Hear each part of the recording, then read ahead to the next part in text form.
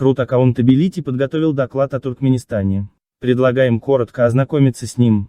Туркменистан – одна из самых закрытых и репрессивных стран в мире. Многие знают о ней лишь по эксцентричным поступкам президента Бердымухамедова, от музыкальных выступлений до автогонок и спортивной стрельбы.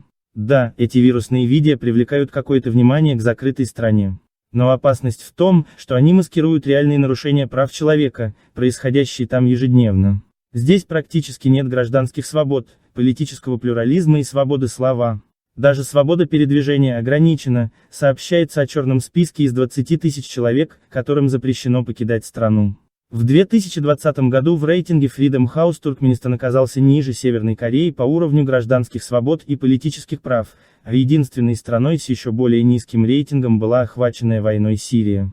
При относительно небольшом населении, около 4,75 миллиона человек, на конец 2012 года, Туркменистан должен бы процветать благодаря экспорту природного газа, по запасам которого страна занимает 4-е место в мире. Однако во многих частях страны отсутствуют элементарные санитарные условия и электроснабжения. С 2017 года граждане вынуждены выстаивать огромные очереди, чтобы купить основные продукты питания. В 2019 году такие очереди образовались у банкоматов, были введены жесткие лимиты на снятие наличных денег, а доллар на черном рынке продавался по курсу в 10 раз выше официального. В мае 2019 года британский Центр внешней политики охарактеризовал Туркменистан как на грани катастрофы. Что привело к такой ситуации?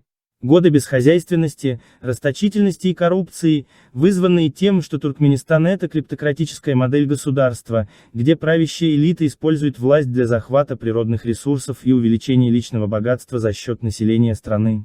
Народные деньги расхищают, прячут на счетах в иностранных банках, на покупку недвижимости в Европе, США или на грандиозные и бесполезные проекты для укрепления культа личности президента. Модель туркменского управления напоминает частную компанию, принадлежащую семье президента, или даже организованной преступной группе. Туркменам не сообщают практически ничего о состоянии экономики, государственных займах и расходах.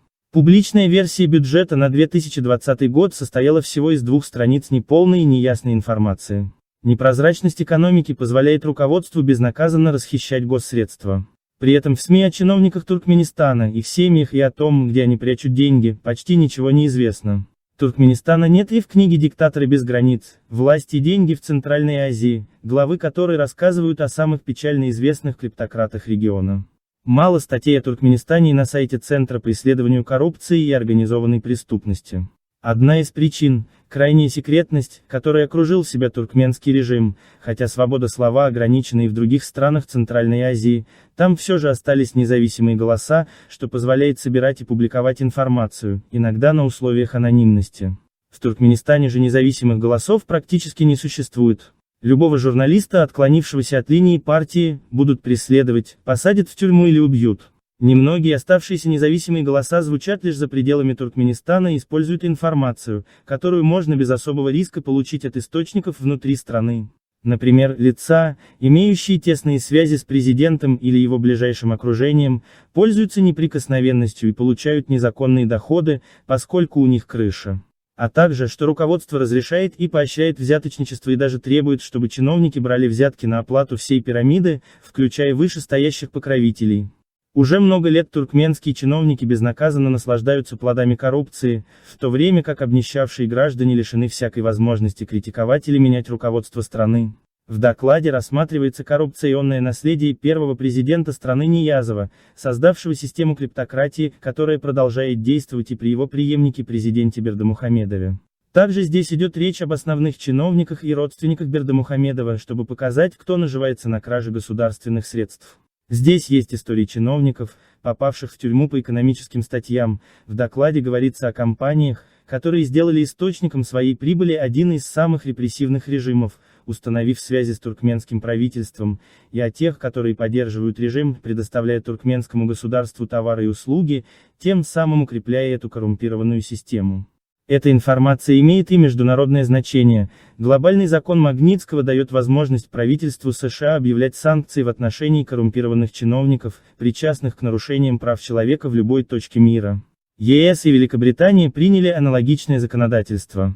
В данном докладе поименно названы члены семьи Бердымухамедова с целью привлечь к ним внимание контролирующих органов в регулируемых отраслях на тот случай, если эти лица когда-либо попытаются вывести деньги из Туркменистана. Слишком долго туркменским чиновникам удается безнаказанно наслаждаться плодами своих коррупционных схем, в то время как обнищавшие граждане лишены всякой возможности критиковать или менять руководство страны. Поэтому цель данного доклада – вывести на чистую воду тех, кто несет ответственность за существование одного из худших режимов в мире.